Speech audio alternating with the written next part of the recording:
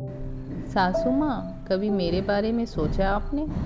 मानसी का सिर दर्द के मारे फटा जा रहा था। समझ में नहीं आ रहा था क्या करे।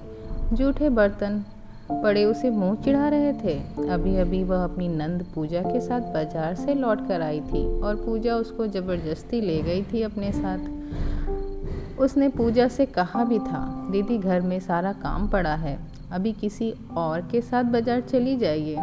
लेकिन पूजा ने उसकी एक न सुनी। मानसी सोचने लगी, जब जब पूजा आती है तो हर बार यही होता है।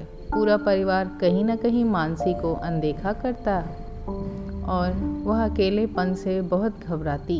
सारा काम उसके सिर पर आ जाता। पूजा का फ़ोन आया कि मम्मी मैं कुछ दिन के लिए मायके आ रही हूँ। पूजा दीदी का फ़ोन आते ही वह घबराने लगती कि अब तो पूजा दीदी आने वाली हैं और फिर वही प्रताड़ना हमको झेलनी पड़ेगी। 2 दिन बाद पूजा दीदी अपने बच्चों के साथ आ गई। मानसी ने हर तरह से उनका स्वागत सत्कार किया। पूजा के दोनों बच्चे भी, बेटी 20 वर्ष और बेटा 17 वर्ष का, वह भी साथ में आए और पूजा आती तो मानसी अपनी तरफ से उनके स्वागत सत्कार में किसी तरह की कोई कमी नहीं रखती। फिर भी तरह तरह के व्यंजनों की फरमाइश पूजा और उसकी सासू माँ राधा किया करती और मानसी भी दौड़ दौड़ कर खुशी से सारी चीज़ें बनाती। लेकिन सब उसको खराब तब लगता जब पूरा परिवार एक साथ बैठ जाता और मानसी अकेले ही सारा काम निपटाती रहती। जब उसके खाने का समय आता तब तक या तो सारा सामान खत्म हो चुका होता या बहुत थोड़ा बचता। मानसी कभी तो अपना मन मार लेती या कभी और कुछ अपने लिए बना लेती। चलो यहाँ तक तो सब ठीक है, लेकिन दिन भर पूजा और मानसी की सासू माँ राधा कमरे में बैठी बैठी चुपचाप पता नहीं क्या क्या बातें करती रहती। कभी मानसी को अपनी चर्चा में शामिल नहीं करती, जैसे लगता कि वह मानसी के बारे में ही बातें कर रही हो। पूजा कभी नहीं मानसी से कहती कि आओ तुम भी मेरे साथ में बैठकर कुछ खा लो, या आओ तुम भी हम लोगों के साथ बैठकर बातें करो। हमेशा उसको उपेक्षित ही किया जाता। यहाँ तक उसके पति रमेश भी अपनी बहन की खातिरदारी में मानसी को तरह तरह के व्यंजन बनाने के लिए बोलते रहते। पूजा के दोनों बच्चे भी अपनी माँ के नक्शे कदम पर चलते हुए वैसा ही व्यवहार करते।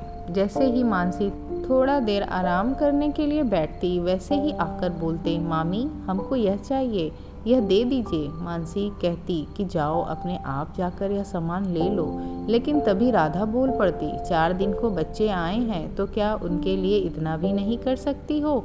मानसी को जबरदस्ती मन मार कर उठना ही पड़ता। कभी राधा यह नहीं सोचती कि सबके आने से मानसी का काम इतना बढ़ जाता है तो उसकी कुछ सहायता ही करवा दें। या पूजा भी कभी नहीं यह सोचना चाहती थी कि थोड़ी सी मानसी की मदद करवा दें। पूजा की अपनी नंद से तो बिल्कुल बनती नहीं और ना ही कभी उसे बुलाती, लेकिन अपने मायके में आकर पूजा मानसी पर बहुत ज़्यादा हुक्म चलाती। आखिर आज तो हद ही हो गई। पूजा जबरदस्ती मानसी को बाजार लेकर गई थी और लौटते लौटते रात हो गई। सारा काम बिखरा पड़ा था। यही देखकर मानसी बहुत ज़्यादा परेशान थी। पूजा तो बाजार से आने के बाद आराम से बैठकर सबके साथ गप्पे मारने लगी। राधा और रमेश भी साथ में बैठ गए थे। मानसी के सिर में बहुत तेज़ दर्द हो रहा था। उसके समझ में नहीं आ रहा था कि कहाँ से काम शुरू करे। तभी अंदर से राधा ने कहा, मानसी पूजा बहुत ज़्यादा थक गई है, ऐसा करो पहले गरम गरम नाश्ता बना लो, फिर खाने में कुछ बढ़िया सा बना लेना। एक तो बहुत तेज़ सिर दर्द, ऊपर से सब लोग बैठकर गप्पे मार रहे हैं। सारा काम पड़ा है मानसी के करने के लिए। पूजा थक गई है, जैसे मेरे शरीर में थकान ही नहीं है। अब तो उसे बहुत ज़ोर से रोना आया। मानसी बहुत हिम्मत करके राधा से जाकर बोली, सासू माँ कभी आपने मेरे बारे में भी सोचा कि बहू भी थक जाती होगी। ठीक है मैं सब काम कर लेती हूँ, लेकिन कभी आपने या पूजा दीदी ने सोचा कि बहू अकेले काम कर रही है तो जरा हाथ बटा लें।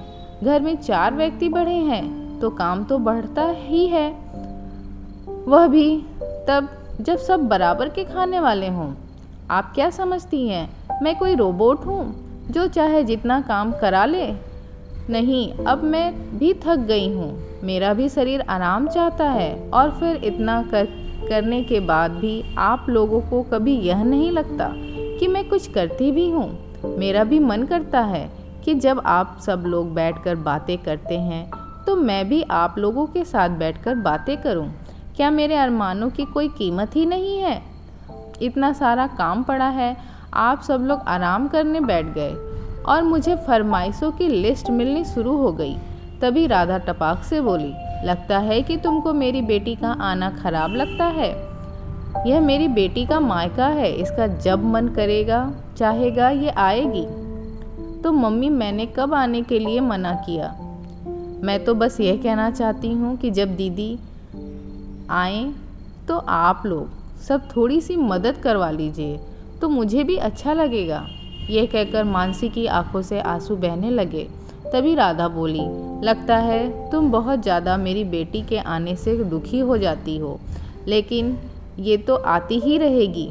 तभी मानसी भी बोली, ठीक है मम्मी जी, अब से जब भी पूजा दीदी आएंगी तब मैं या तो मायके चली जाऊंगी या फिर आप लोग मेरी सहायता करवाएंगे। बहुत समझौता कर लिया मैंने अपने आप के अस्तित्व से, अब बिल्कुल भी समझौता नहीं करूंगी, चाहे कुछ भी हो जाए। इतना कहने के बाद मानसी रोते हुए अपने कमरे में चली गई। पूजा और राधा वहीं पर बैठी बैठी मानसी के बारे में उल्टी सीधी बातें बनाने लगी। शायद उनको अभी भी सही बात समझ नहीं आई थी। कुछ लोग जीवन में कभी नहीं सुधरते या सुधरना नहीं चाहते हैं। पता नहीं लोग ऐसा क्यों करते हैं। दोस्तों, आशा करती हूँ ये कहानी आपको पसंद आई होगी। अपनी राय कमेंट में ज़रूर बताइए और चैनल को सब्सक्राइब कीजिए।